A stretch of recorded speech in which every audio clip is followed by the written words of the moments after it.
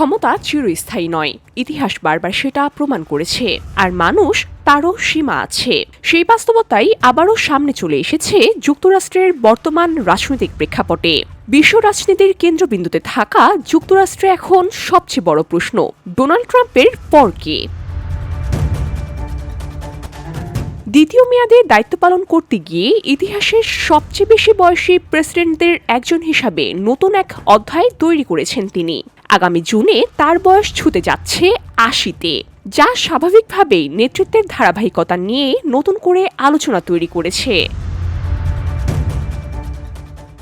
এই পরিস্থিতিতে সবচেয়ে গুরুত্বপূর্ণ বিষয়, হঠাৎ যদি কোনো অঘটন ঘটে, যদি প্রেসিডেন্টের দায়িত্ব পালন করতে অক্ষম হয়ে পড়েন কিংবা মৃত্যুবরণ করেন, কার হাতে যাবে যুক্তরাষ্ট্রের দায়িত্ব? যুক্তরাষ্ট্রের সংবিধানে এক্ষেত্রে একদম স্পষ্ট, কোন রকম নির্বাচন, ভোট বা রাজনৈতিক জটিলতা ছাড়াই ক্ষমতা সরাসরি চলে যাবে ভাইস প্রেসিডেন্টের হাতে। অর্থাৎ মুহূর্তের মধ্যেই নেতৃত্বের পরিবর্তন ঘটে, কোনো শূন্যতা তৈরি হয় না।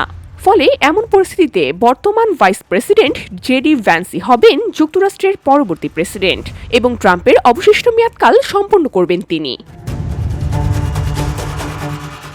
এদিকে বৈশ্বিক উত্তেজনার মাঝেও ট্রাম্প রয়েছেন কঠিন চাপে। বিশেষ করে ইরানকে ঘিরে চলমান সংঘাত টানা ৩৭ দিন পেরিয়ে গেলেও এখনও কাঙ্ক্ষিত লক্ষ্য অর্জন করতে পারেননি তিনি। যুদ্ধ থামানোর পথও এখনও স্পষ্ট নয়। সব মিলিয়ে একদিকে বয়সজনিত বাস্তবতা, অন্যদিকে বৈশ্বিক রাজনৈতিক চাপ, এই দুইয়ের মাঝে দাঁড়িয়ে যুক্তরাষ্ট্রের ভবিষ্যৎ নেতৃত্ব নিয়ে কৌতূহল আর জল্পনা যেন আরও তীব্র হয়ে উঠেছে। প্রশ্ন এখন একটাই, পরবর্তী অধ্যায় কবে আর কেমন হবে? VOD Bangla news desk.